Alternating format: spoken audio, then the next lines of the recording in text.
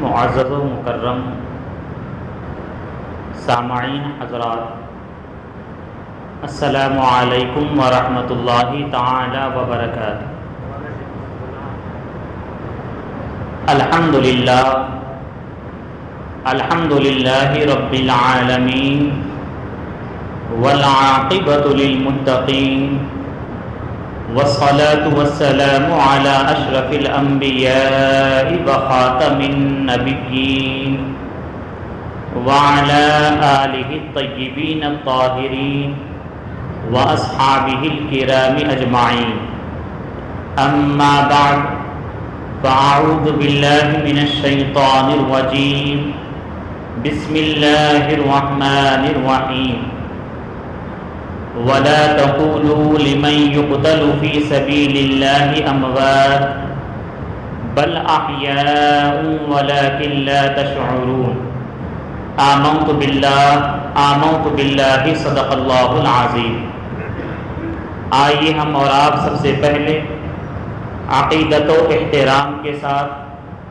ہم تمام مسلمانوں کے مرکز عقیدت محور محبت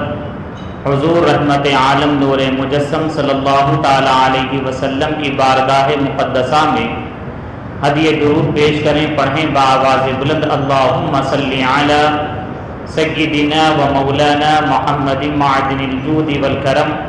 وآلہ واصحابہ وبارک وسلم۔ ماہ شوال المکرم کے دن چل رہے ہیں اور اس کے 10 ایام گزر چکے اور دوسرے عشرے میں ہم اور آپ داخل ہو گئے ہیں، اور 15 شوال المکرم سن 3 ہجری میں غزوہ احد کا واقعہ پیش آیا، تو اسی ماہ مبارک کی 15 تاریخ کو غزوہ احد سے خاص نسبت حاصل ہے، اور غزوہ احد یعنی یہ وہ جنگ ہے جس میں نبی کریم علیہ السلام خود جو ہے آپ تشریف لے گئے، اور یہ غزوہ بدر کے بعد کی بڑی ہی اہم جنگ مانی جاتی ہے، جیسے کہ آپ نے ماہ رمضان المبارک میں سماعت کیا تھا کہ سن 2 ہجری میں غزوہ بدر کا واقعہ پیش آیا، جس میں اللہ تبارک و تعالی نے مسلمانوں کو عظیم الشان فتح نصیب فرمائی، اور غزوہ بدر میں 1-2 نہیں بلکہ کفار مکہ کے بڑے بڑے کئی سردار مارے گئے، قتل کر دیے گئے۔ تو اسی کے دوسرے سال میں شوال المکرم کی 15 تاریخ کو غزوہ احد کا واقعہ پیش آیا، اور اس کے پیش آنے کی وجہ اور سبب کیا ہے؟ تو یہی غزوہ بدر کا واقعہ ہے، چونکہ غزوہ بدر میں مسلمانوں نے کفار کی کمر توڑ دی تھی اور ان کے بڑے بڑے سرداروں کو قتل کر دیا تھا، تو یہ بہت ہی زیادہ غصے میں تھے اور بہت زیادہ جوش میں تھے کہ اب ہمیں اس کا بدلہ لینا ہے۔ تو کفار مکہ نے غزوہ بدر کے بعد ہی سے تیاریاں شروع کر دی تھی، اور بڑی تیز تیاریاں شروع کر دی تھی، اور عالم یہ تھا کہ ہر کوئی مکہ کا رہنے والا اس جنگ کے لیے اپنی جانب سے مال اور پیسہ جمع کیا کرتا تھا، اور اس کے ذریعے سے بہت زیادہ ہتھیار خریدے گئے۔ مقصد یہی تھا کہ کفار مکہ نے ارادہ کر لیا کہ غزوہ بدر میں مسلمانوں نے ہمیں شکست فاش دے دی، اب ہم کو اس کا بدلہ لینا ہے، اور بدلہ ہم ایسے لیں گے کہ ہم خود مدینہ منورہ تک پہنچیں گے اور پہنچ کر ان پر چڑھائی کریں گے اور ان کا قتل عام کر دیں گے۔ اس ارادے کے ساتھ بڑے زور و شور سے یہ تیاریاں شروع کر دیے، اور یہاں پر مکہ مکرمہ میں نبی کریم علیہ السلام کے چچا حضرت سیدنا عباس ابن عبد المطلب رضی اللہ تعالی عنہ آپ مکہ مکرمہ میں رہتے تھے، اور لوگوں کے سامنے آپ نے اپنے اسلام کو ظاہر نہیں کیا تھا، لیکن اسلام لا چکے تھے۔ نبی کریم علیہ السلام کی بارگاہ میں انہوں نے یہاں کی تمام تر خبروں کو پیش کر دیا، یعنی آپ نے مسلمانوں کے لیے نبی کریم علیہ السلام کے لیے جاسوسی کا کام انجام دیا، اور یہاں کے تمام تر معاملات سے نبی کریم علیہ الصلوۃ والسلام کو باخبر کر دیا۔ اور جب نبی کریم علیہ الصلوۃ والسلام کے پاس یہ خبر پہنچی کہ کفار مکہ مدینہ منورہ پر حملہ کرنے کی تیاریاں کر رہے ہیں اور بڑے زور و شور کے ساتھ کر رہے ہیں، تو نبی کریم علیہ الصلوۃ والسلام نے بھی اپنے صحابہ کرام کو جمع فرمایا اور مشورہ کیا کہ کفار مکہ کا ارادہ یہ ہے کہ وہ قتل عام کے ارادے سے نکل رہے ہیں، ہمارے ساتھ جنگ کرنے کا وہ ارادہ کرتے ہیں، تو اب یہ بتاؤ کہ ہمیں ان سے جنگ کرنا ہے، تو اب یہ جنگ مدینہ منورہ میں رہ کر ہم کریں گے یا پھر مدینہ منورہ اپنے شہر سے باہر نکل کر ان کا دفاع اور مقابلہ کیا جائے؟ تو نبی کریم علیہ الصلوۃ والسلام کی اپنی تمنا دلی خواہش یہ تھی کہ مدینہ منورہ میں رہ کر ان کا دفاع کیا جائے، مقابلہ کیا جائے، جیسے کہ حالات بنے ہوئے تھے۔ لیکن اور چند ایک جو بڑے صحابہ کرام تھے، مدبر صحابہ کرام تھے، انہوں نے بھی یہی پسند کیا کہ ہاں مدینہ منورہ میں رہ کر ان کفار مکہ کا مقابلہ کیا جائے۔ لیکن چند نوجوان جوشیلے جو تھے وہ صحابہ کرام آگے بڑھے اور بڑھ کر انہوں نے یہ کہا کہ یا رسول اللہ علیہ الصلوۃ والسلام، ہم جو ہے مدینہ منورہ سے باہر نکلیں گے اور باہر نکل کر ان کا مقابلہ کریں گے۔ اور اسی پر انہوں نے اپنی تمام تر خواہش کا اظہار کیا۔ تو جب بہت زیادہ نوجوانوں نے اس بات کا اصرار کر دیا تو چونکہ سرکار علیہ الصلوۃ والسلام نے بھی یہ ارادہ بنا لیا کہ ٹھیک ہے، آپ لوگ کا مشورہ یہ ہے کہ باہر نکل کر مقابلہ کیا جائے، تو آپ نے سماعت کیا اور گھر کے اندر تشریف لے گئے اور آپ بھی جنگی لباس پہن کر باہر تشریف لائے۔ لیکن جب آپ اندر گئے تو صحابہ کرام جو بڑے رہے انہوں نے نبی کریم علیہ الصلوۃ والسلام کے مزاج شریف کو دیکھ لیا اور پہچان لیا کہ نبی کی تمنا یہ ہے کہ آپ مدینہ منورہ میں رہ کر ان کا مقابلہ کریں۔ لیکن نوجوان صحابہ کے اصرار کی وجہ سے سرکار علیہ الصلوۃ والسلام نے باہر نکلنے کا ارادہ فرما لیا ہے۔ تو جب سرکار جنگی لباس پہن کر زیبتین فرما کر باہر جب تشریف لائے تو صحابہ کرام نے سب نے یہ ارادہ بنا لیا کہ جو نبی کی خواہش ہے اسی کو ہم اپنا لیں۔ تو اب صحابہ کرام نے کہا سب نے مل کر کہ یا رسول اللہ علیہ الصلوۃ والسلام، ہم یہیں پر رہ کر مدینہ منورہ میں رہ کر ہی ان کا مقابلہ کرتے ہیں۔ تو نبی کریم علیہ الصلوۃ والسلام نے فرمایا کہ یہ نبی کے شایان شان نہیں ہے کہ وہ جنگی لباس پہننے کے بعد بغیر جنگ کے اور بغیر مقابلہ کیے یہاں تک کہ رب تعالیٰ کا فیصلہ دونوں کے درمیان میں آ جائے اس سے پہلے جنگی لباس کو اتار دے۔ اب ہم نے ارادہ کر لیا کہ مدینہ منورہ سے باہر نکل کر ان کا مقابلہ کیا جائے، تو اب ہمیں یہی لائق اور مناسب ہے کہ اب ہمیں باہر نکلنا چاہیے۔ آپ نے اسی کا ارادہ فرمایا اور اسی کا حکم دے دیا۔ تو اب سرکار علیہ الصلوۃ والسلام کی جانب سے مدینہ منورہ میں یہ اعلان کر دیا گیا۔ اب آپ یہ بھی سماعت کر لیں، غزوہ احد یہ 3 ہجری میں واقع ہوا اور اسی مہینے شوال المکرم کی 15 تاریخ کو واقع ہوا، اور اس جنگ میں تقریباً کفار مکہ کی جانب سے 3000 کی تعداد میں لشکر تھا، 3000 کی تعداد میں تھا۔ گھوڑے بھی ان کے پاس بہت سارے تھے، ہتھیار بھی بہت سارے تھے، اور مسلمانوں کی جو تعداد رہی وہ 1000 کی تھی، یعنی ان سے تقریباً اور 2 گنا زائد یہ کفار مکہ تھے، بلکہ یہ 1000 کی تعداد میں مسلمان تھے، اور ان 1000 میں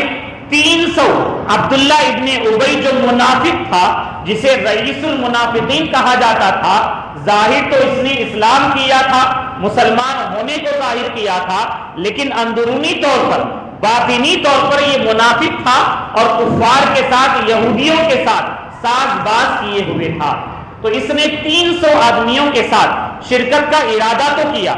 لیکن اس نے جو مشورہ دیا تھا سرکار علیہ الصلوۃ والسلام نے قبول نہ فرمایا، تو اسے اس نے بہانہ بنایا اور بنا کر یہ کہا کہ نبی نے میرے مشورے کو قبول نہیں کیا، جس کی وجہ سے میں اس جنگ میں شریک نہیں ہوں گا، اور 300 آدمی کو وہ لے کر اپنے گھر چلا گیا۔ تو اس طریقے سے مسلمانوں کی جو تعداد رہی صرف 700 کی رہی، اور 700 کے مقابلے میں یہاں پر کفار مکہ کا جو لشکر رہا وہ 3000 کا تھا، اور مسلمانوں کے پاس بہت زیادہ گھوڑ سوار بھی نہیں تھے، بہت زیادہ تیر انداز بھی نہیں تھے، اور ہتھیار بھی بہت کم تھے، اور اس کے علاوہ بھی بے سر و سامانی کا معاملہ تھا۔ لیکن نبی کا حکم تھا، تمام صحابہ اکرام لبیک کہتے ہوئے حاضر ہو گئے، اور ساتھ ہی ساتھ جو نوجوان تھے، بالکل بھی نوجوان تھے، انہوں نے بھی اس جنگ میں شرکت کی اور نبی کریم علیہ الصلوۃ والسلام کے حکم پر عمل کیا۔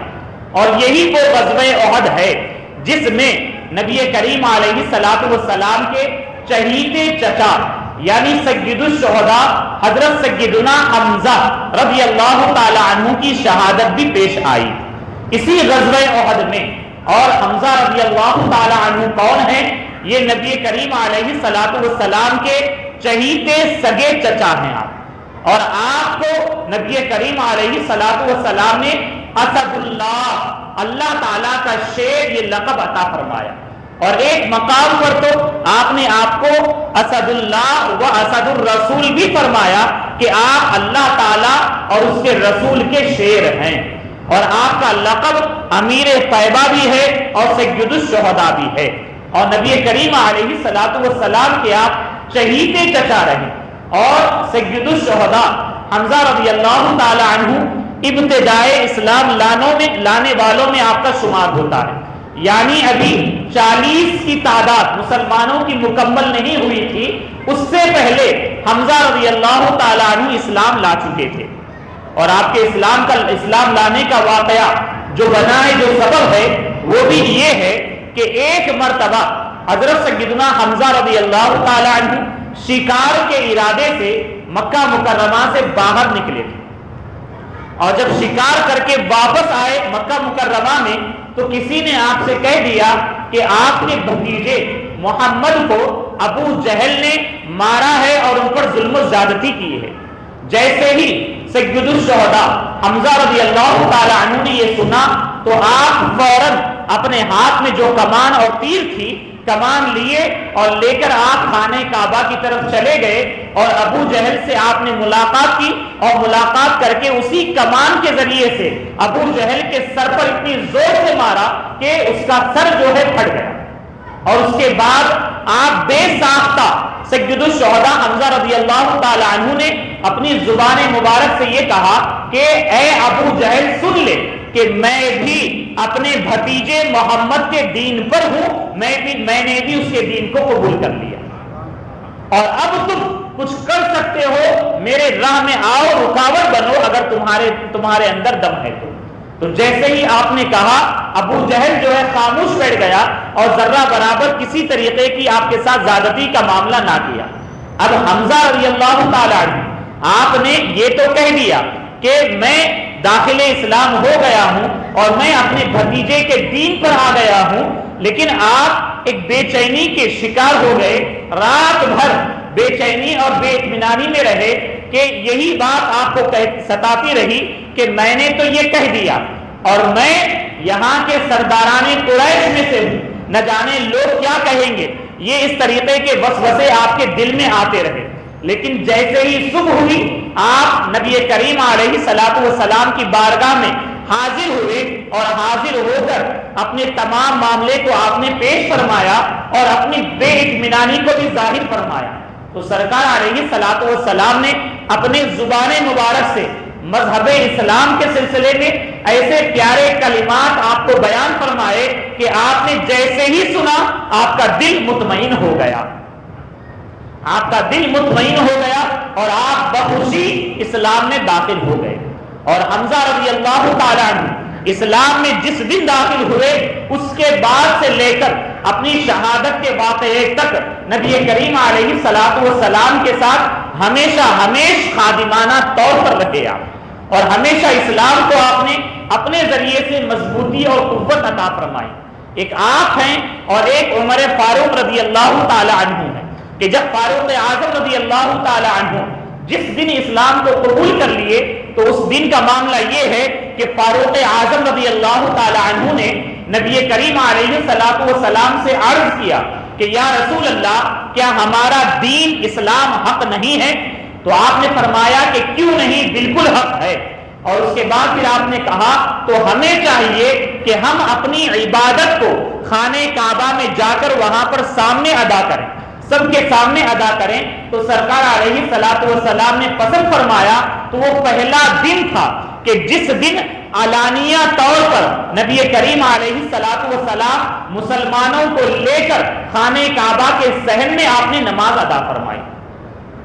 کس شان کے ساتھ آپ حجرے سے نکلے تو یہ معاملہ تھا کہ سرکار علیہ الصلوۃ والسلام اور مسلمان سب کے سب دار ابن ارقم رضی اللہ تعالی عنہ صحابی رسول کے گھر سے آپ نکلے، ابن ارقم کے، اور اس طور پر نکلے کہ مسلمان دو صف بنائے تھے اور آگے ایک صف کے آگے فاروق اعظم رضی اللہ تعالی عنہ تھے اور دوسری صف کے آگے سید الشہداء حمزہ رضی اللہ تعالی عنہ تھے۔ اور جو بھی آپ دونوں کو دیکھ لیتا کسی میں ہمت نہیں ہوتی کہ کسی بھی طریقے سے کسی مسلمان کو آ کر تکلیف پہنچائے۔ حالانکہ اس سے پہلے کا معاملہ یہ تھا کہ جس بھی مسلمان کو باہر دیکھ لیتے تو کفار مکہ ظلم اور زیادتی کرتے، لیکن جب ان دونوں کو انہوں نے دیکھ لیا اور مسلمان خانہ کعبہ کے پاس گئے اور جا کر آسانی کے ساتھ انہوں نے نماز ادا فرمائی اور کسی کافر میں ہمت نہ ہوئی کہ انہیں تکلیف پہنچائے۔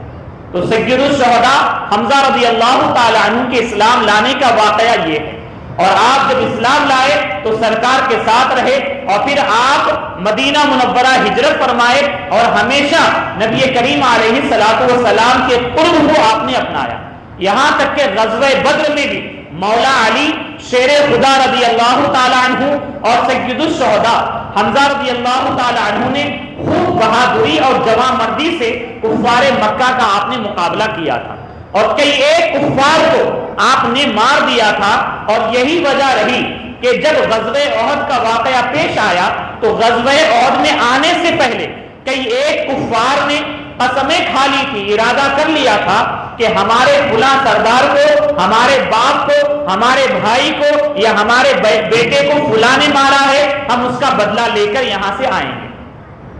انہی میں سے ہندا جو ابو سفیان کی بیوی رہی، جو اسلام لے کر نہیں آئے تھے، تو ہندا کا جو باپ رہا وہ بھی غزوہ بدر میں مارا گیا، اور باپ کو مارنے والے جو رہے وہ حمزہ رضی اللہ تعالی عنہ تھے۔ تو ہندا نے ایک غلام تھا وحشی، اس کے ساتھ یہ بات کر لی کہ تم اگر میرے باپ کے قاتل حمزہ رضی اللہ تعالی عنہ کو مار دو گے تو میں تمہیں تمہارے آقا سے آزادی کروا دوں گی، تمہیں آزادی کا پروانہ عطا کر دوں گی۔ تو وحشی نے اسے قبول کر لیا، یہاں تک کہ نبی کریم علیہ الصلوۃ والسلام اپنے جانثار صحابہ کرام جن کی تعداد 700 کی رہی، انہیں لے کر آپ مدینہ منورہ سے نکلے، اور غزوہ احد اسے کہا جاتا۔ اور احد کیوں کہتے ہیں تو جو حضرات عمرے یا حج کو گئے ہوں گے وہ جانتے ہیں کہ مدینہ منورہ سے تقریباً 2.5 میل، جو تقریباً 4.5 کلومیٹر کی دوری پر ایک مقام ہے، مقام احد، اور وہاں پر پہاڑ بھی موجود ہے، اور آج بھی جو شہدائے احد ہے ان کی مزارات وہاں پر موجود ہے۔ اسی جگہ کو احد کہا جاتا ہے، اور نبی کریم علیہ الصلوۃ والسلام صحابہ اکرام کو لے کر اس مقام پر پہنچے، اور کفار مکہ بھی مکہ سے نکل کر مدینہ منورہ کے قریب اس احد کے مقام پر پہنچے، اور وہاں پر دونوں لشکروں کے درمیان میں جنگ واقع ہوئی۔ اور پھر معاملہ یہ رہا کہ نبی کریم علیہ الصلوۃ والسلام یقیناً ہر اعتبار سے آپ دنیا میں کامل بن کر تشریف لائے، اور آپ کی تدبیر کا معاملہ یہ رہا کہ جب آپ نے میدان جنگ کو دیکھا، ملاحظہ فرمایا اور کفار مکہ کے لشکر کا جائزہ لیا، اس کے بعد تمام تر صحابہ اکرام کو خصوصی طور پر تربیت فرمائی، تعلیم دی، اور خاص جگہوں پر ہر ایک کو متعین فرمایا۔ اور ایک جگہ تھی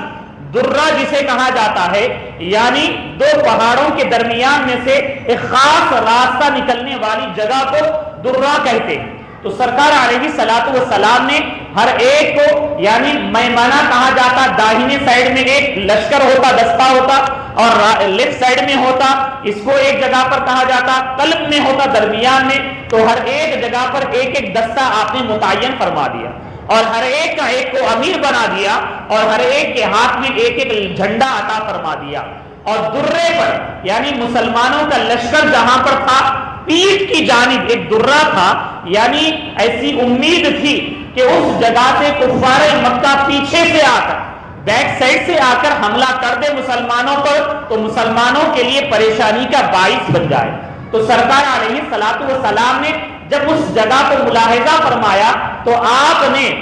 50 تیر اندازوں کو اس جگہ پر ٹھہرا دیا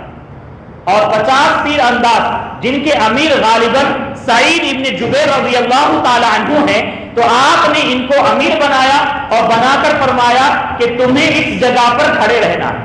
یہاں تک کہ چاہے ہم جنگ جیت بھی جائیں یا پھر شکست ہو جائے، ہر حال میں جب تک میری جانب سے حکم نہ آئے اس جگہ سے ہٹنا نہیں. تو سرکار نے تاکید کے ساتھ انہیں حکم دے دیا اور پھر صحابہ کرام تیار ہو گئے، یہاں تک کہ کفار مکہ بڑے غیظ و غضب میں تھے، غصے میں تھے، اور یہاں تک کہ ان کی عورتیں بھی ان کے ساتھ آئی تھی اور اتنا جوش ان میں تھا کہ ان کی عورتیں خاص اشعار پڑھ کے اپنے مردوں کو جو ہے بہادری کی دعوت دے رہی تھی اور انہیں احساس دلا رہی تھی کہ بدر میں تمہارے باپ اور بیٹے مارے گئے اور تمہیں ان کا بدلہ لینا ہے.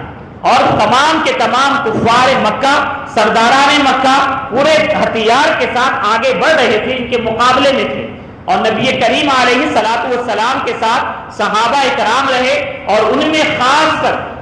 مولا علی رضی اللہ تعالی عنہ، سید الشہداء حمزہ رضی اللہ تعالی عنہ اور ایک انصاری صحابی ابو دجانہ رضی اللہ تعالی عنہ، اور ان کے ساتھ کئی صحابہ کرام رہے. سب کے سب پورے طور پر اس میں جواں مردی اور بہادری کا اظہار فرمایا. اور سرکار علیہ الصلوۃ والسلام نے جب حکم دیا مقابلے کا تو کفار مکہ نے بھی پہلے تو ایک دو مقابلے کے لیے نکلے، جن میں سے ایک آیا اور للکارنے لگا کہ تم میں سے کسی کو ہمت ہے تو ہمارے مقابلے میں آئے. تو ان کے مقابلے میں مولا علی رضی اللہ تعالی عنہ تشریف لے گئے اور وہ بڑی ڈینگے ہانک رہا تھا اور مولا علی نے صرف ایک ہی تلوار کے وار کے ذریعے اسے مار دیا اور اسے ختم کر دیا. اسی طریقے سے دوسرا کافر آیا اور مقابلے کی دعوت دینے لگا کہ یہاں پر سے حمزہ رضی اللہ تعالی عنہ مقابلے کے لیے تشریف لے گئے اور وہ بھی بڑی بڑی ڈینگیں مار رہا تھا. آپ نے بھی ایک ایسا تلوار کا وار کیا کہ وہ اسے برداشت نہ کر پایا اور اس کی گردن کو چیرتا ہوا اسے ختم کر دیا. تو یہاں تک کہ پھر کفار مکہ نے یک بار ہی حملہ کر دیا اور یہاں سے بھی مسلمان مکمل طور پر تیار رہے اور ڈٹ کر مسلمانوں نے مقابلہ کیا. حالانکہ وہاں پر 3000 کی تعداد ہے اور یہاں پر صرف 700 کی تعداد ہے اور وہاں پر بہت بڑا لشکر ہے، گھوڑ سوار بھی ہے، ہتھیار بھی بہت زیادہ ہے. لیکن جیسے کہ ہم نے غزوہ بدر کے موقع پر کہا تھا، مسلمانوں کے پاس ظاہری اسباب تو نہ تھے، ہتھیار بھی بہت زیادہ نہ تھے، لیکن ان کے ساتھ نبی برحق تھے، نبی کا ساتھ ان کے ساتھ رہا اور ان کا ایمان رب تعالیٰ پر پختہ تھا. تو اللہ تبارک و تعالیٰ نے ابتدا میں انہیں فتح عطا فرمائی اور ڈٹ کر انہوں نے مقابلہ کیا. اور عالم یہ رہا کہ کفار کے بڑے بڑے سردار مارے گئے، یہاں تک کہ وہ بھاگنے پر مجبور ہو گئے. تو کفار کی بڑی تعداد تقریباً 1 فرلانگ تک دور تک بھاگنے لگی اور مسلمان بھی ان کا پیچھا کرنے لگے. اور جب پیچھا کرنے لگے تو کئی مسلمان پیچھے جاتے رہے اور کچھ مسلمان مال غنیمت کی طرف آگے بڑھ گئے. اور جب یہ مال غنیمت کی طرف آگے بڑھے تو وہ مسلمان جو 50 تیر انداز جنہیں نبی کریم علیہ الصلوۃ والسلام نے درے پر کھڑا کیا تھا کہ پیچھے کے راستے سے یہ تنگ راستہ ہے اور یہاں سے کفار آنے کی امید ہے اور اگر یہ آ جائیں گے تو مسلمان کے پیچھے سے حملہ ہو جائے اور یہ بڑا مشکل رہے گا. اور سرکار نے تاکید فرمائی تھی تمہیں اس جگہ سے ہٹنا نہیں ہے. لیکن جب وہاں کے تیر اندازوں نے دیکھا کہ کفار بھاگ رہے ہیں اور ہمارے مسلمان بھائی مال غنیمت لے رہے ہیں تو انہوں نے دیکھ کر وہ بھی تیر انداز اس جگہ کو چھوڑ کر مال غنیمت کی طرف آگے بڑھنے لگے. اور ان کے جو امیر رہے سعید رضی اللہ تعالی عنہ انہوں نے بڑی تاکید کے ساتھ روکا اور انہیں یاد دلایا کہ سن لو، نبی علیہ الصلوۃ والسلام کا فرمان اور حکم یہ ہے کہ تمہیں اس جگہ کو چھوڑنا نہیں۔ لیکن وہ سنے نہیں، کئی ایک تیر انداز تقریباً 40 تیر انداز وہاں سے جگہ چھوڑ کر چلے گئے، اور جیسے ہی وہ چھوڑ کر گئے پیچھے سے خالد ابن ولید، یہ وہ ہیں کہ جو ابھی اسلام لے کر نہیں آئے، اور ان کی یہ پہلی اور آخری جنگ تھی جو مسلمانوں کے مقابلے میں انہوں نے لڑی، اور معاملہ یہ رہا اس کے بعد یہ داخل اسلام ہوئے، اور پھر ہمیشہ مذہب اسلام کی فتحوں کو نصرت کے لیے آپ لڑتے رہے، اور اللہ تبارک و تعالیٰ کی جانب سے، نبی علیہ الصلوۃ والسلام کی جانب سے آپ کو سیف اللہ، اللہ تعالیٰ کی تلوار کا خطاب ملا۔ تو خالد بن ولید یقیناً آپ اس وقت نوجوان تھے اور جنگ کے بڑے ماہر تھے، وہ بس اسی انتظار میں تھے کہ یہ جگہ جیسے ہی خالی ہو مسلمانوں پر حملہ کیا جائے۔ تو تیر انداز 40 تقریباً چھوڑ کر وہ جگہ چلے گئے تو فوراً خالد ابن ولید اپنے دستے کو گھوڑ سواروں کو لے کر انہوں نے وہاں سے حملہ کر دیا، اور جب حملہ کیا جتنے تیر انداز وہاں پر تھے سب کے سب شہید ہو گئے، اور شہید ہونے کے بعد اب یہ مسلمانوں کے بیک سائڈ پیچھے کی جانب سے حملہ کرنے لگے۔ اب مسلمان بیچ میں ہے، آگے کافر ہے جو بھاگ رہے تھے، جب انہوں نے یہ دیکھا کہ ہمارا ایک دستہ مسلمانوں کے پیچھے سے حملہ کر رہا ہے تو ان میں بھی ہمت آ گئی، پلٹ گئے، مسلمان درمیان میں ہو گئے، اور اس طریقے سے سامنے سے اور پیچھے سے مسلمانوں پر جب حملہ ہوا، اسی درمیان میں کسی بدبخت ظالم کافر نے نبی کریم علیہ الصلوۃ والسلام کی جانب بھی وہ آگے بڑھا اور حملہ کا ارادہ کیا، یہاں تک کہ ایک انہی کفار میں ابو عامر منافق راہب شخص تھا، وہ جنگ سے پہلے اس نے مقام احد کی کئی جگہوں پر گڑھے کھود کر رکھ دیے تھے، مسلمانوں کی جہاں پر جگہ تھی اس جگہ پر، اس ارادے سے کہ مسلمان جب غفلت میں رہیں گے تو ظاہر سی بات ہے ان گڑھوں میں چلے جائیں گے۔ تو نبی کریم علیہ الصلوۃ والسلام اور صحابہ کرام پر جب حملہ ہوا کفار کی جانب سے تو سرکار علیہ الصلوۃ والسلام بھی زخمی ہوئے اور آپ زمین پر تشریف لے آئے، اور جب آپ زمین پر تشریف لے آئے تو صحابہ کرام نبی کریم علیہ الصلوۃ والسلام کو دیکھ نہیں سکے، صحابہ کرام کی نظروں سے سرکار اوجھل ہو گئے۔ اسی درمیان میں شیطان نے، کافروں نے یہ افواہ اڑا دی کہ معاذ اللہ نبی ان کے جو ہے شہید کر دیے گئے، اور انہی میں مسلمانوں میں مصعب ابن عمیر رضی اللہ تعالی عنہ ایک صحابی رسول ہیں جنہیں سرکار نے پرچم اسلام عطا فرمایا تھا، اور آپ کا چہرہ بھی جو ہے نبی کریم علیہ الصلوۃ والسلام کے کچھ مشابہ تھا، اور جب آپ شہید ہوئے تو اس کے ذریعے سے بھی جو ہے نا کفار مکہ نے جو مقابلے میں آئے تھے ایک افواہ اڑا دی کہ ان کے نبی شہید کر دیے گئے، اور یہی افواہ مسلمانوں کے کانوں میں جب پڑی تو مسلمان بھی جو ہے دل برداشتہ ہو گئے۔ اب کچھ مسلمان وہ تھے کہ جو یہ سوچنے لگے کہ جب نبی علیہ الصلوۃ والسلام ہمارے درمیان ہی نہیں رہے تو اب جنگ کا فائدہ کیا، وہ مدینے کی طرف چلے گئے، اور بعض مسلمان ہمت ہار کر وہیں پر بیٹھ گئے، اور بعض مسلمانوں کا جوش یہ تھا کہ نبی علیہ الصلوۃ والسلام اگر واقعی شہید ہو گئے تو ہمیں بھی چاہیے کہ ہم بھی کفار سے مقابلہ کرتے کرتے جام شہادت نوش کر کے جنت میں داخل ہو جائیں۔ تو اس طریقے سے مسلمان 3 حصوں میں تقسیم ہو گئے، اور کئی صحابہ کرام ایسے موقع پر بھی برابر جمع مردی کے ساتھ کفار سے مقابلہ کرتے رہے، یہاں تک کہ کسی صحابی رسول نے نبی علیہ الصلوۃ والسلام کو دیکھ لیا، جیسے ہی دیکھا وہ اعلان کرنے لگے کہ ہمارے نبی زندہ ہیں الحمدللہ، اور جیسے ہی یہ آواز بلند ہوئی تو جو صحابہ اکرام دل برداشتہ ہو گئے تھے اور کچھ ہمت ہار گئے تھے وہ پھر تازہ دم ہو گئے اور پھر کفار کے مقابلے میں ڈٹ گئے تھے،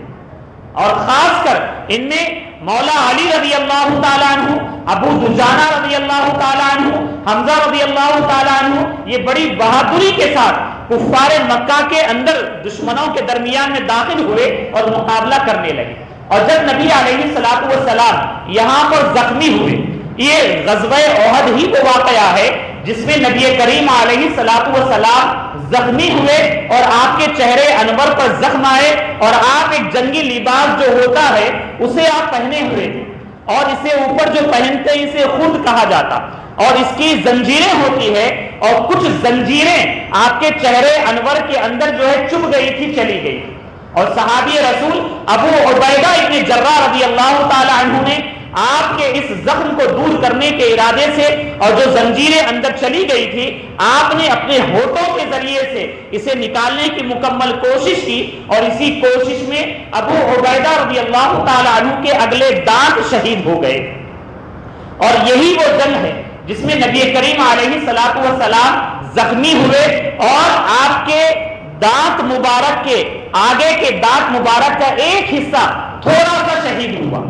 اب بعض لوگ یہ سمجھتے ہیں کہ آپ کے کئی دانت شہید ہو گئے، یہ صحیح نہیں ہے، بلکہ شیخ عبدالحق محدث دہلوی علیہ رحمہ اور بڑے بڑے محققین اسلام کا یہی ان کی تحقیق ہے کہ آپ کے دانت مکمل طور پر یا آگے کے 2 دانت ہرگز شہید نہیں ہوئے تھے، بلکہ اگلے دانت کا تھوڑا سا حصہ شہید ہوا تھا اور جو یقیناً اتنا ہونے پر بھی نبی کریم علیہ الصلوۃ والسلام میں خوبصورتی باقی تھی. اور سرکار علیہ الصلوۃ والسلام کے جانثار صحابہ کرام آپ کے آگے آگے اور سرکار علیہ الصلوۃ والسلام کے قریب جب کافر ظالم آ کر حملہ کرنے کی کوشش کرنے لگے تو انصاری صحابہ آگے بڑھ گئے اور سرکار کے آگے ڈھال بن کر کھڑے ہو گئے اور اتنی محبتوں کا اظہار کیا کہ کوئی تیر آتا تو صحابی رسول آگے بڑھ کر اپنے سینے کو پیش کر دیتے اور اس تیر کو سرکار تک پہنچنے نہیں دیتے. اور اس جنگ میں جہاں پر صحابہ اکرام مرد حضرات نے اپنی بہادری اور جمع مردی کا اظہار کیا، وہیں پر خواتین بھی پیچھے نہیں رہی. 1-2 نہیں بلکہ کئی خواتین اسلام، خود سیدہ عائشہ رضی اللہ تعالی عنہا، ام عمارہ رضی اللہ تعالی عنہا، ام سلیم رضی اللہ تعالی عنہا اور ان کے ساتھ کئی صحابیات رہی جو جنگ میں شرکت کی اور جو زخمی تھے ان کی بھی آپ نے خدمت کی اور ساتھ ہی ساتھ ام عمارہ رضی اللہ تعالی عنہا تو وہ عظیم صحابیہ ہیں جن کے بارے میں سرکار نے فرمایا کہ اللہ تبارک و تعالی نے تمہیں خوب طاقت و قوت عطا فرمائی. اور وہ عظیم خاتون نے ایک نہیں کئی کافروں کو مار کر گرا دیا اور ان کے ہاتھ میں تلوار نہیں بھی تھی، لکڑی تھی، تو اس کے ذریعے سے بھی انہوں نے حملہ کیا اور جب آپ شہید ہوئی تو آپ کے جسم پر 1-2 نہیں بلکہ تیر اور تلوار کے 13 اور 14 سے زائد زخم لگے ہوئے تھے. اور کئی ایک صحابیات نے اس جنگ میں اپنے بیٹے کو بھی قربان کیا، اپنے والد کو بھی قربان کیا، اپنے شوہر کو بھی قربان کیا. لیکن ہر ایک صحابی اور صحابیہ کی تمنا یہی رہی کہ ہمارے خاندان کے مرد قربان ہو جائیں لیکن ہمارے نبی کو ذرہ برابر تکلیف نہ پہنچے. اور ہر ایک نے اسی محبت کا اظہار کیا کہ اگر نبی سلامت ہے تو سب کچھ سلامت ہے. تو یہ صحابہ اکرام کی محبت رہی اور ساتھ ہی ساتھ یہ صحابیات کی محبت رہی اور عالم یہ رہا کہ اس یقین کے ساتھ وہ جنگ میں شریک ہوئے کہ یقیناً اللہ تبارک و تعالی اور نبی علیہ الصلوۃ والسلام راضی ہو گئے تو ہماری دنیا اور آخرت دونوں بھی کامیاب. ایک صحابیہ رہی جن کے شوہر بھی شہید ہوئے، جن کے والد بھی شہید ہوئے، بیٹے شرکت کیے تھے وہ بھی شہید ہوئے اور وہ سرکار کی بارگاہ میں حاضر ہوئی اور عرض کرنے لگی کہ ہمارے گھر کے اتنے افراد شہید ہو گئے اور آپ ان کے حق میں دعا فرما دیں. اور کیا دعا کریں؟ تو اس خاتون نے یہ کہا کہ آپ دعا فرما دیں کہ جنت میں بھی اللہ تبارک و تعالی ہمیں آپ کا ساتھ عطا فرما دے.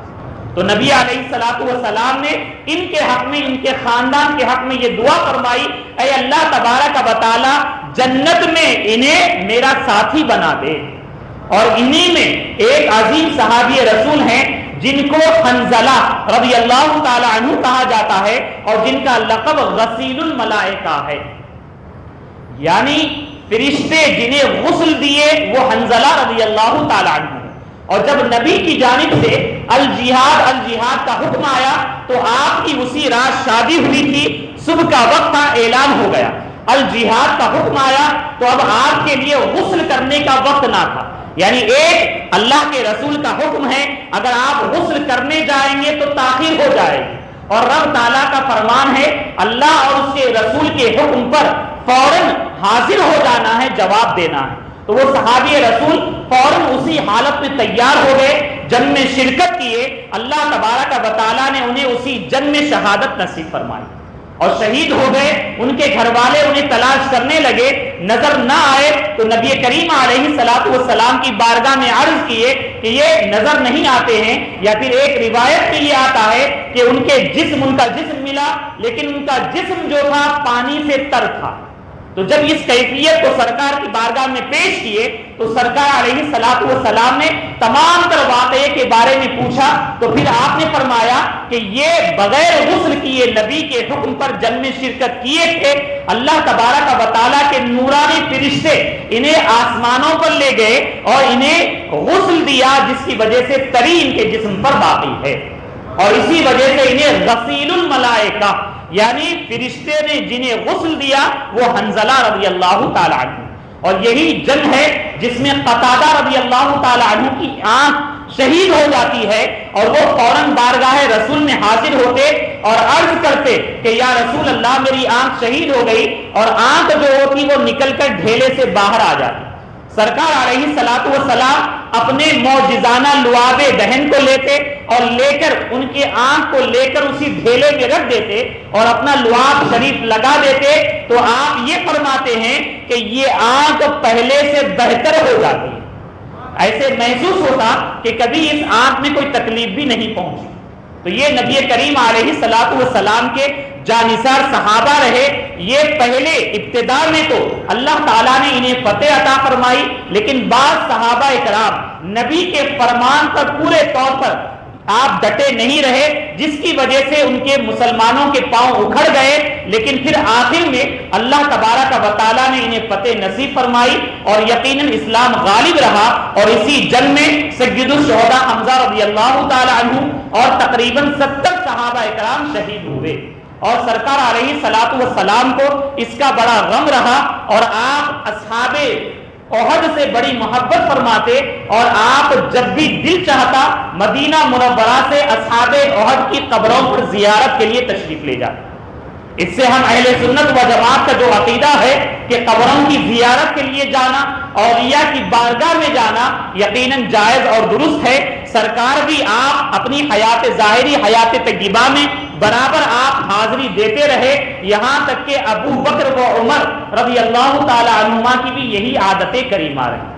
آپ حضرات سے آخر میں گزارش ہے کہ 15 شوال المکرم کو سید الشہداء امیر حمزہ رضی اللہ تعالی عنہ کی بارگاہ میں نیاز اور فاتحہ کے طور پر آپ کی بارگاہ اور تمام شہداء احد کی بارگاہ میں خراج عقیدت و محبت پیش کریں، فاتحہ اور نیاز کا اہتمام کریں۔ یقیناً دنیا میں ان اصحاب شہداء احد کو آپ یاد کریں گے، اللہ تبارک و تعالی ان کی برکتیں دنیا اور آخرت دونوں جہاں میں آپ کو عطا فرمائے گا۔ وما علینا الا البلاغ۔ السلام علیکم ورحمۃ اللہ۔ جو حضرات سنت ادا نہ کی سنت ادا کر لیں، اور ساتھ ہی ساتھ صفحے بھی درست کر لیں۔